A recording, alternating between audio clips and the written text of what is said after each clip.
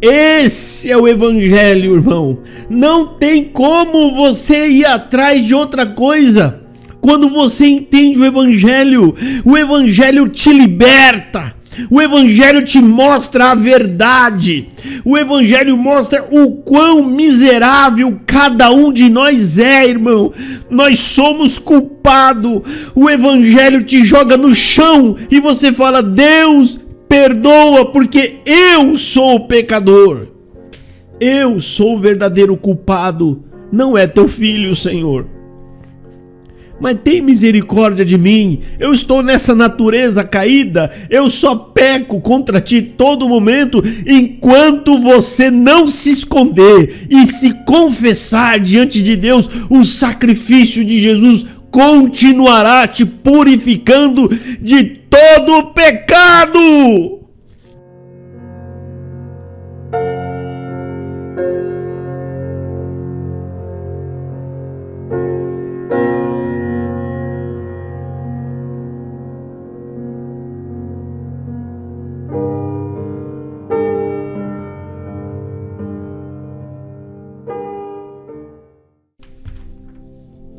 Vamos ler no livro de Êxodo 2. Se tem alguém que é novo aqui, é novato, que está acompanhando com a gente, as escrituras aqui, a gente não recebe revelação na hora, a gente não chega aqui com as mãos abanando para pregar alguma coisa que vai dar na cabeça, tá? Porque a gente acredita que isso vai gerar mais problemas do que edificação, né? Então Aí alguém pensa: mas eles estão preparando. Não. Aqui durante o dia nós oramos a Deus. Eu, como alguém que vai estar na frente de vocês, eu tenho a plena certeza e convicção de que vocês são ovelhas do Senhor Jesus. É Ele que sabe o que vocês precisam.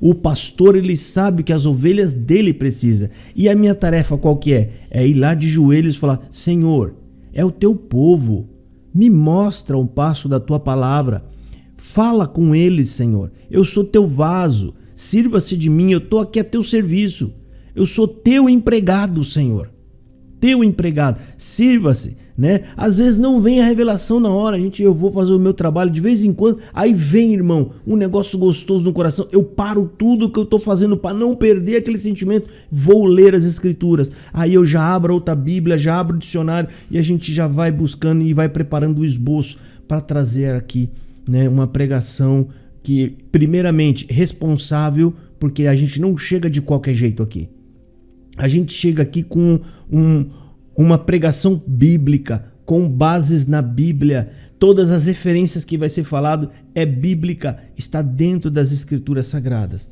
tá? Só para orientar as pessoas, né, que talvez estão chegando aqui, ok? Então vamos fazer a leitura, queridos irmãos, Êxodo capítulo 2. Aqui diz assim: o nascimento de Moisés. Nós vamos ler até o fim do capítulo, que termina no versículo 25. E foi um homem da casa de Levi e casou com uma filha de Levi. E a mulher concebeu e deu à luz um filho.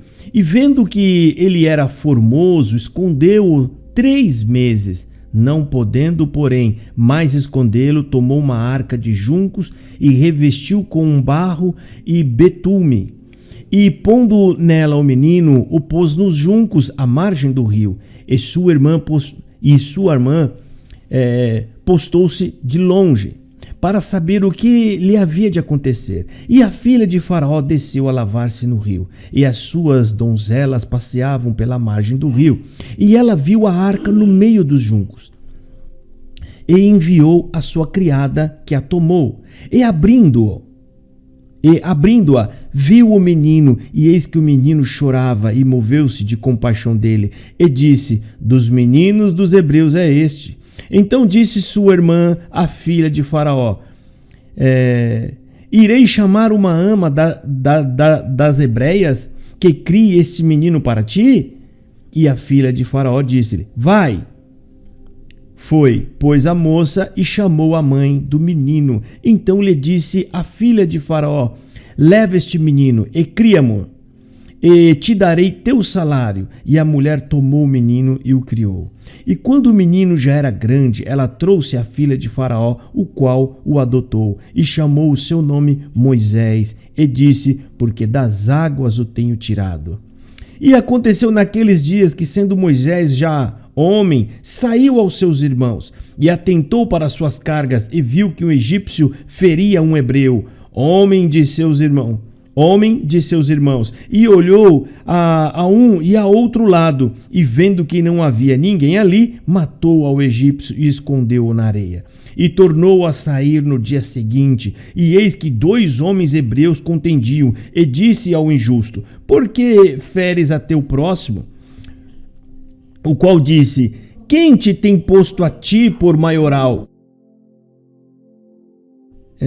Tem que fechar o áudio aí, viu, irmãos?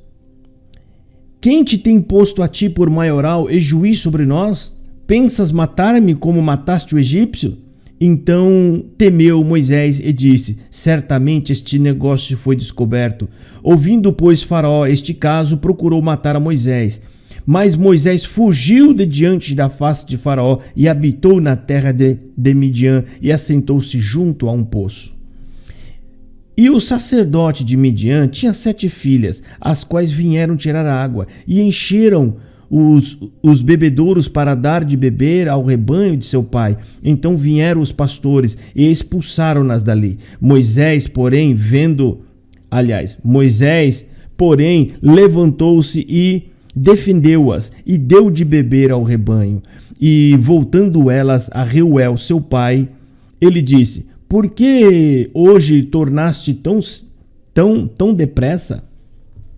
E elas disseram, um homem egípcio nos livrou das mãos dos pastores, e também nos tirou água em abundância, e deu de beber ao rebanho. E disse às suas filhas, onde está ele? Por que deixaste o homem?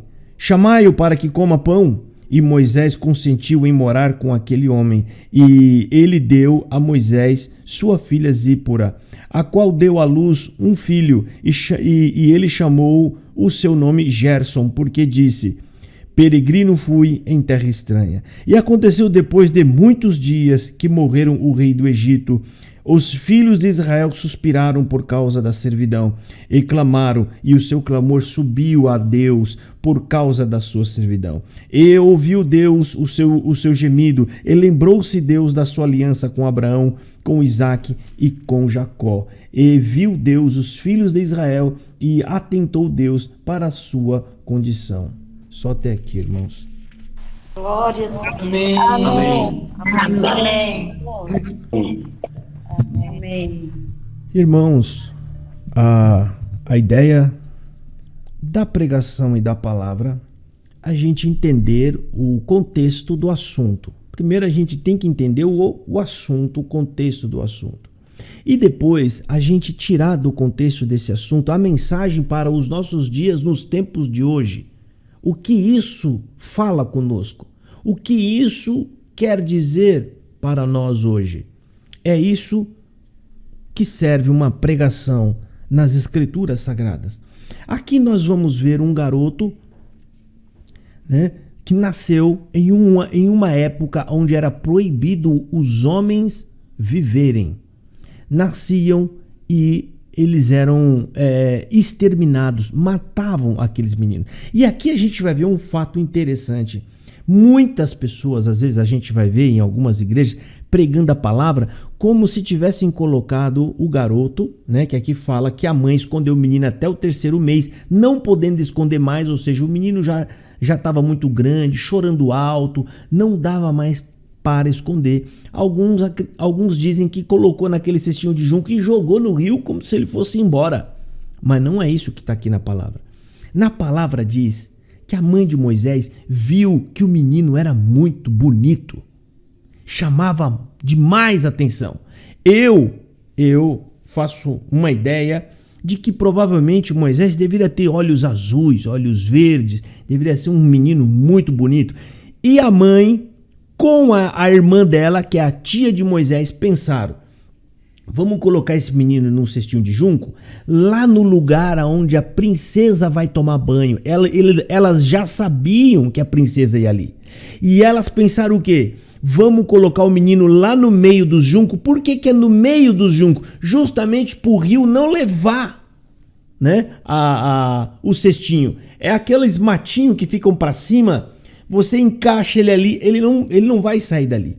E colocou lá perto da onde a princesa ia tomar banho. E elas pensaram como? Esse menino é muito bonito, provavelmente a princesa, quando vê-lo, não vai mandar cumprir a sentença de morte. Ele é muito bonito, provavelmente ela vai pegar ele para criar. Naquela época, gente, quando os reis invadiam outras terras e matavam os povos das outras terras, eles pegavam os reis, os filhos dos reis, porque eram bonitos, para servir de criado. Lá era uma honra quando você chegava na presença do faraó e você olhava não só a riqueza dele, mas que até os criados eram lindos e bonitos. Aquilo era um sinal de glória para eles, né? E eles colocaram, e as duas colocaram, olha que plano, isso é sabedoria de Deus. Vamos colocar esse menino lá e tomara que essa mulher tenha sensibilidade no coração e veja esse menino bonito. Quando a princesa olhou e falou, esse menino é muito lindo, quero ele para mim. É muito bonito, já pensou quando ele crescer aquele homão, né? Para falar, isso aqui é meu menino, né? E aí a tia ficou de longe, não podia ser a mãe, lógico, porque senão ia dar muito na cara.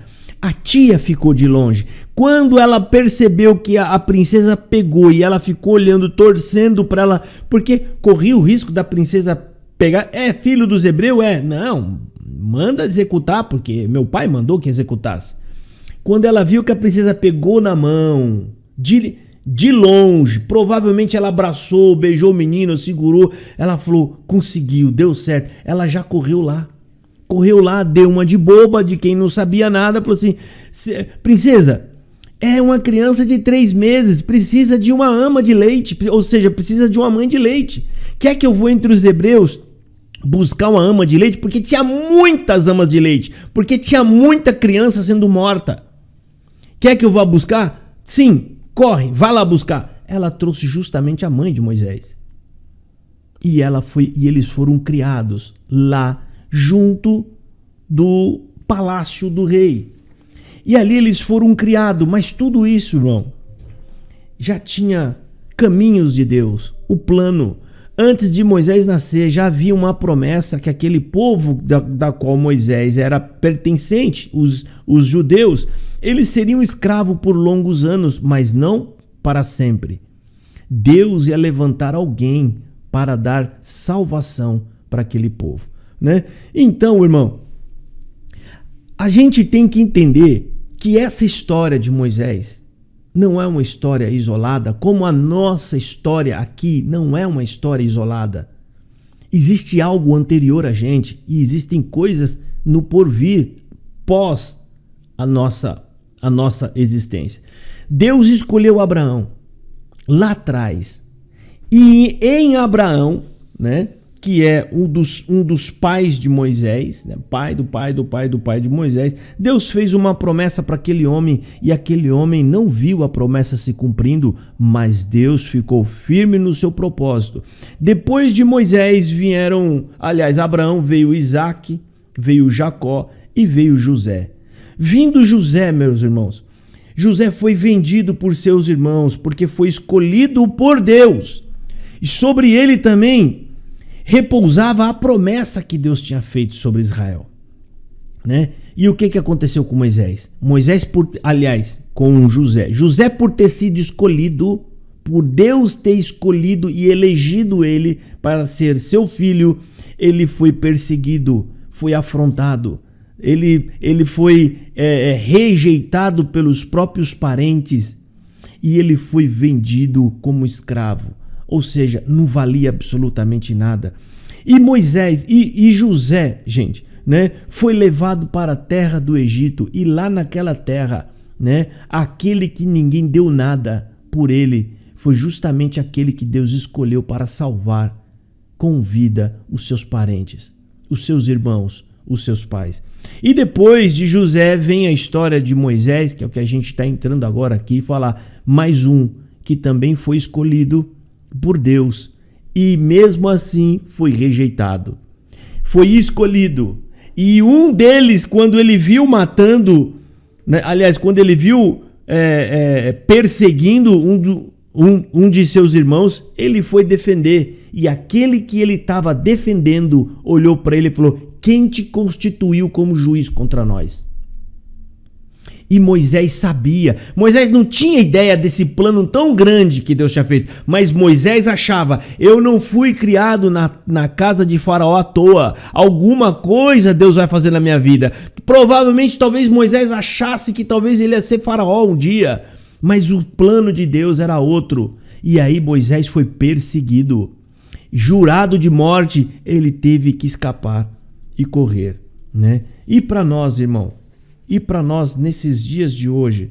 Nesses dias de hoje é a mesma coisa, irmão. Nesses aqui, ó, Abraão prefigurava Jesus Cristo, aquele a quem Deus fez a promessa, né? José foi levantado igual a Jesus Cristo, rejeitado por seus próprios irmãos, vendido por algumas míseras moedas. Mesmo assim, foi ele que Deus escolheu para salvar com vida seus irmãos e os seus pais. Moisés, a mesma coisa. Moisés foi rejeitado pelo seu povo, perseguido e indagado: quem foi que te levantou como juiz contra nós?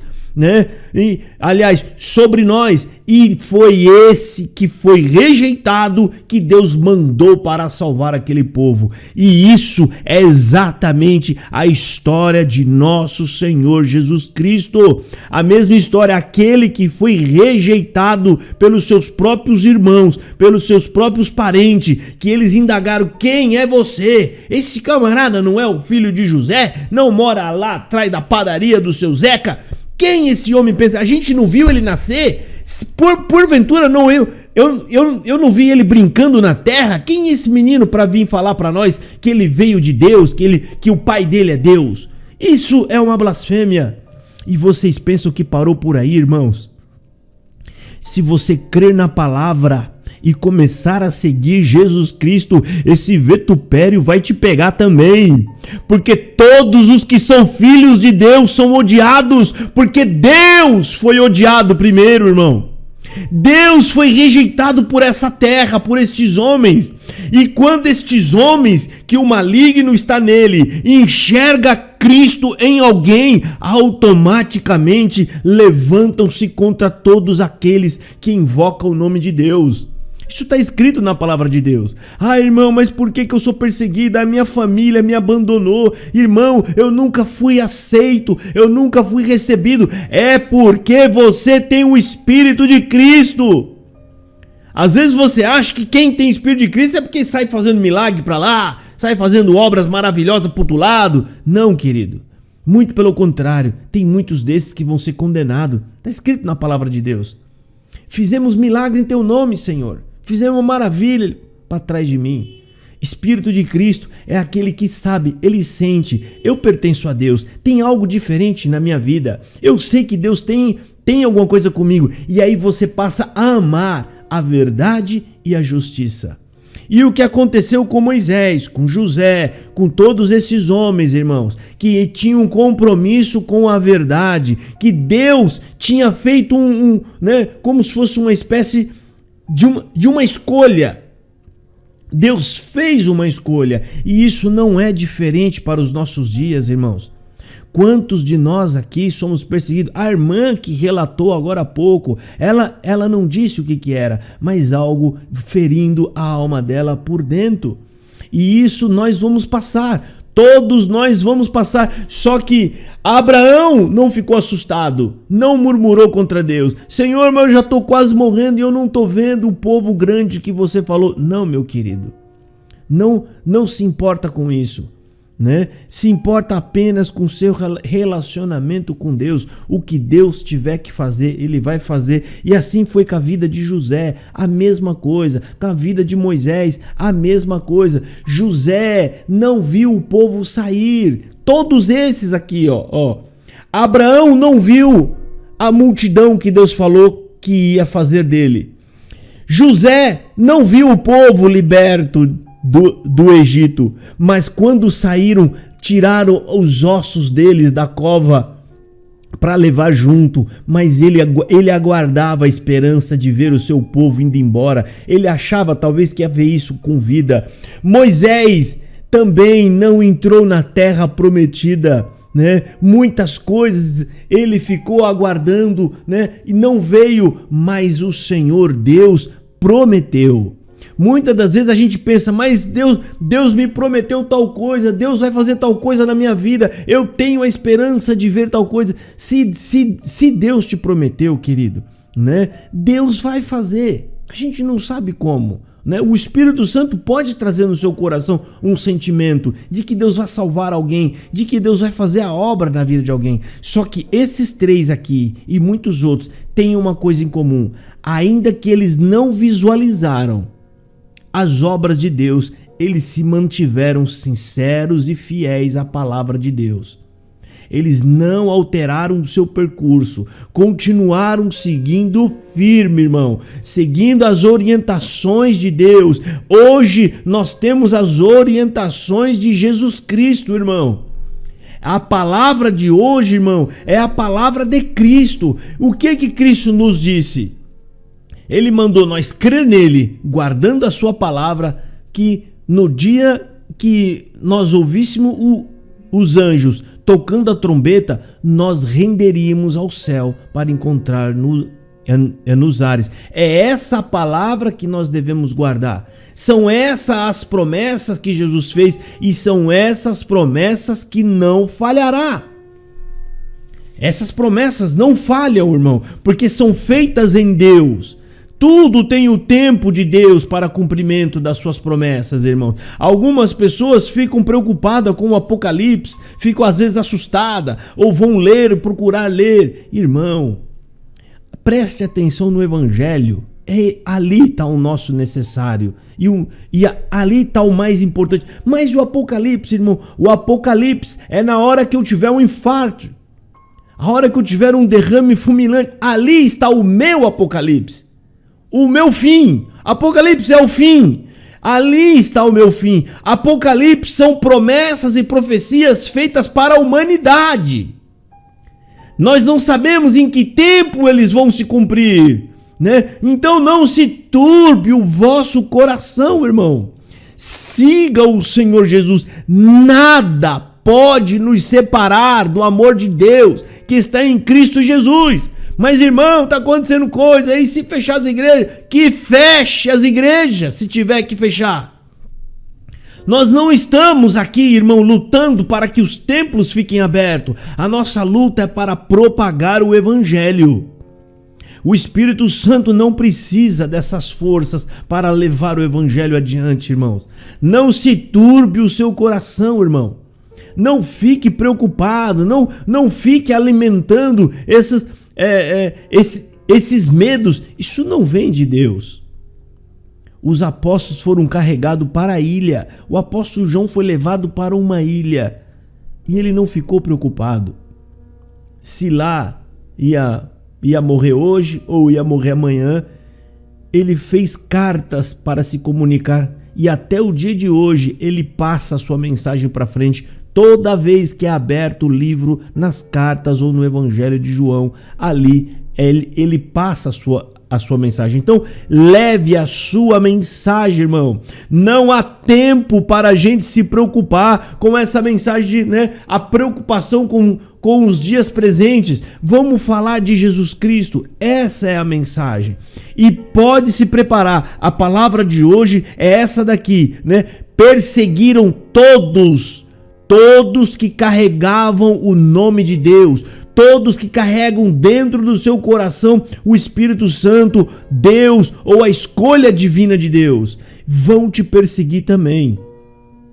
Porque tem alguns irmãos que acham que procurando o Evangelho, eu vou procurar o Evangelho, eu vou ter uma vida mais tranquila. Não, você está totalmente errado. Vai ser muito mais difícil, porque nós estamos numa época em que as pessoas não gostam de ouvir a verdade. Você vai entrar numa página do Facebook, você vai ver um monte de publicação linda, maravilhosa, um monte de texto que você sabe que nem foi a pessoa que escreveu aquilo, né? Eu amo a sinceridade, eu gosto da sinceridade, mas no dia a dia eles odeiam as pessoas sinceras. Não estão acostumados a ouvir a verdade. E não tem verdade mais pesada e mais forte do que o próprio Evangelho de nosso Senhor Jesus Cristo, que não nos alisa. Ele é firme e forte. A mensagem direta, ela fala, o Evangelho nos fala, vocês estão todos mortos diante de Deus. Ninguém de vocês vão se salvar porque já estão mortos. Creiam tão somente em mim e vivereis. Esse é o Evangelho. Mas o que eu tenho que fazer, Senhor? Mais nada. Creia em mim. E o que o diabo está fazendo? Ele enfia um monte de coisa nessa passagem para poder atrapalhar a vida das pessoas. O evangelho que o adversário pega na mão, ele enfia um monte de coisa. Não é só crer. Você tem que fazer isso, você tem que ir lá, você tem que participar desse grupo. Ele faz com que tudo fique pesado, fique difícil para que você desista. Mas não, irmão. Jesus Cristo falou, ele estava aqui aguardando o momento, né, em que a qualquer momento pegariam ele para matá-los. E depois de um discurso forte contra os fariseus, ele olhou para aquele povo que estava olhando para ele com cara de gente sofrida, magro, rosto magro, gente pobre, gente miserável. Ele olhou para aquele povo e falou: vinde a mim, vós todos que estão cansados e oprimidos, eu vos aliviarei. Gente, é o líder dos sonhos, alguém justo, verdadeiro e que tira todo o nosso sofrimento e troca conosco com apenas uma coisa: creia tão somente em mim e ainda que esteja morto, viverá. Olha que lindo, irmão. Essa é a mensagem do evangelho que você tem que carregar, irmão. A mensagem que o Espírito Santo vai te ajudar a você ministrar essa mensagem. Tem muita gente que, se nós pudéssemos enxergar, irmão, espiritualmente, carregando tanta tralha nas costas, e ele vai de terno e gravata e uma pastinha debaixo do braço e carregado de um monte de tralha, ordenanças e mais ordenanças humanas de homens que nem eles mesmos conseguem carregar. Palavras de nosso Senhor Jesus. Jesus olhou para aqueles fariseus e falou assim: se nós medir a vida de vocês inteirinha, a gente vai pegar um monte de erro de vocês dentro da lei, porque nem vocês mesmos conseguem carregar ela. E vocês obrigam os coitados a carregarem. E os coitados acreditam que vocês são santos. Eles tentam andar de acordo, mas todo mundo, irmão, que tentar se enquadrar de acordo com o sistema vai se arrebentar inteiro porque não consegue. Aqueles homens estão dentro do sistema sorrindo porque eles burlam o sistema. O que dói, eles burlam. Por isso não dói. Por isso eles não sentem dor. Os coitados, eles seguem a risco. Ele peca, ele vai contar pro irmão. Ele vai falar pro irmão. O irmão falou, ele faz. O coitado vende, ele não põe a gasolina no carro e leva o dinheiro no sistema religioso. E anda a pé, sofrendo. E detalhe, nada disso vai te ajudar em nenhum centímetro naquele dia para entrar no céu. Isso é o que mais dói, irmão. Se pelo menos todo esse sofrimento te desse alguma ajuda, não vai dar ajuda nenhuma. Pior, vai ser usado contra você. Sabe por quê? Porque Deus vai falar assim: meu Deus, você fez tudo isso, mas você não creu no meu filho, que era muito mais fácil, muito menor. Você passou 40 anos da sua vida falando de um certo sistema religioso, e eu procurei nos livros da sua obra, não vi você falar do meu filho nenhuma vez. Deus vai ficar triste com isso, irmão. Porque Ele deu o Filho para você se salvar. Deus quer te salvar. Ele quer. Sabe o que é? A conta já está paga.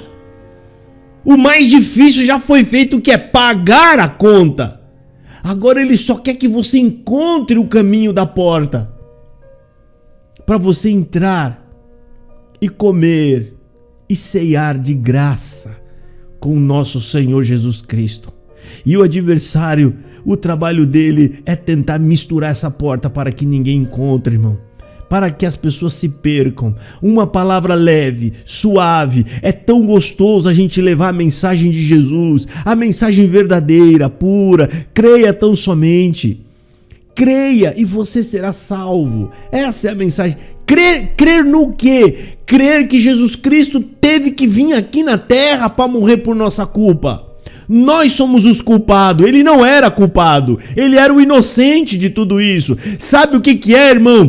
Ter 5 filhos dentro de uma casa. O pai e a mãe precisou sair. Alguém vai lá e faz alguma coisa errada. Quebra algo muito importante. Quem quebra? É aquele menininho mais frágilzinho. Aí chega o pai em casa. O pai é bravo e bruto. E o irmão entra, um outro irmão entra na frente e fala: fui eu, pai. Fui eu que fiz aquilo. E aí o pai desce a chibata naquele menino. Ele fez isso para proteger o outro, porque se a pisa fosse no outro, talvez o pai fizesse alguma coisa grave. E ele vai lá na frente e apanha no lugar do irmãozinho. E aí o pai sai e ficam só os garotos no quarto. Qual é o sentimento do verdadeiro culpado vendo as costas do seu irmão toda cheia de vergonhas? Qual seria o seu sentimento, irmão? Se você lê a morte de Jesus e isso não te tocar, irmão, você ainda não entendeu o sacrifício. Era nós que merecia aquilo e ainda depois ser jogado no inferno. Mas ele veio sem reclamar e a gente ainda cuspiu nele. Nós ainda espancamos ele. Nós torcimos para a desgraça dele, irmão. E aquele homem pendurou-se na cruz em nosso lugar.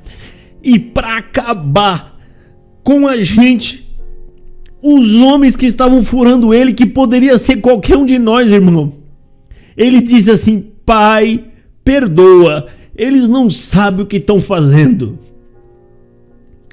Esse é o evangelho, irmão. Não tem como você ir atrás de outra coisa. Quando você entende o evangelho te liberta. O evangelho te mostra a verdade. O evangelho mostra o quão miserável cada um de nós é, irmão. Nós somos culpados. O evangelho te joga no chão e você fala: Deus, perdoa, porque eu sou pecador. A palavra que fala eu sou pecador, irmão, você está dizendo: eu sou o verdadeiro culpado. Não é teu filho, Senhor. Mas tem misericórdia de mim. Eu estou nessa natureza caída. Eu só peco contra ti todo momento. Enquanto você não se esconder e se confessar diante de Deus, o sacrifício de Jesus continuará te purificando de todo o pecado. Isso está na carta do apóstolo João, capítulo 1. Por que João escreve daquele jeito? Filhinhos, meus filhinhos, porque João entendeu o sacrifício. O João entendeu o tamanho do amor de Jesus Cristo. E lá ele falou: enquanto você confessar os teus pecados, o sangue de Jesus nos purificará, irmão. Isso é permanente todos os dias, não só no dia do batismo, quando alguns falam: o sangue de Jesus, ele me purifica todos os dias, enquanto houver arrependimento dos meus pecados. Não importa qual seja o seu pecado, o sacrifício de Jesus é maior do que o teu pecado. O que ele fez, irmão, não existe pecado que não possa ser perdoado.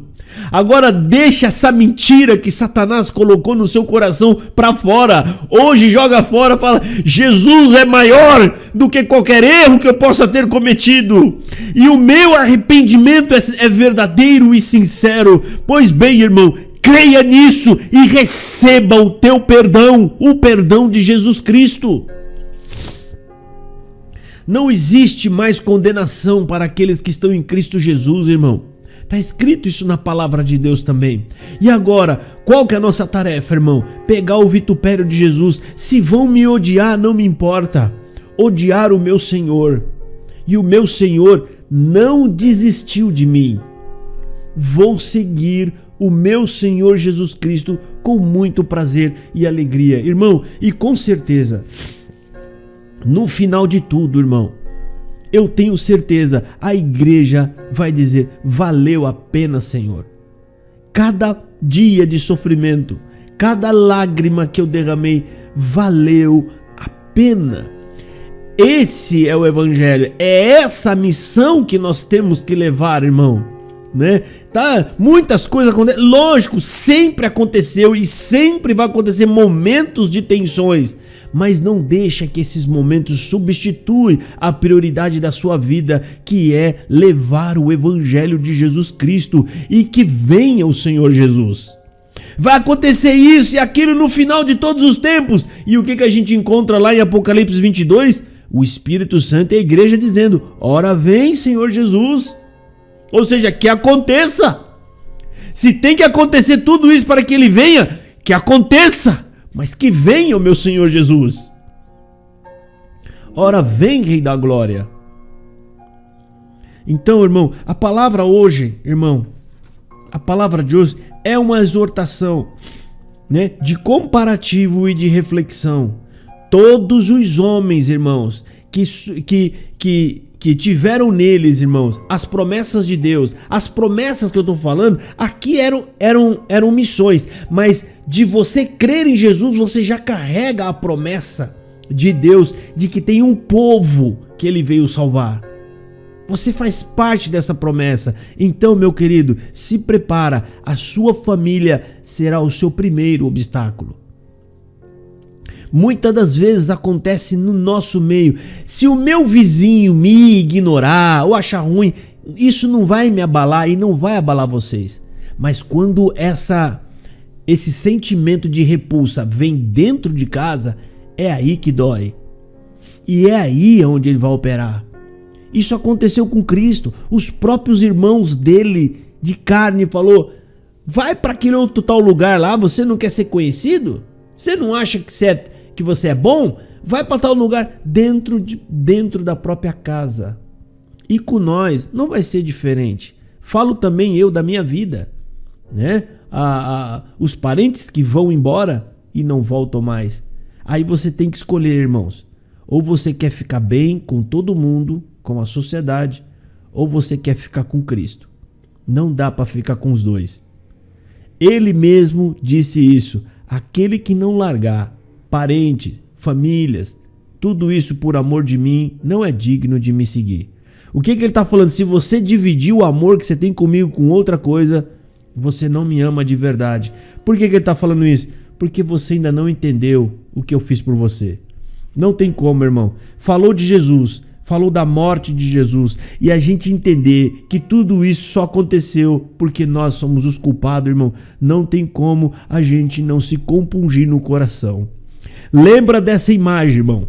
O teu irmão que te ama, deitado na cama, dormindo de exausto de tanto apanhar, com as costas cheias de vergonhas, e a culpa foi toda sua. E ele pagou ela no seu lugar para te proteger. A ira de Deus, irmão, fulminou Jesus na cruz, que era para ser sobre nós. Essa é a palavra. Deus seja louvado. Amém. Amém. Glória a Jesus. Glória a Jesus.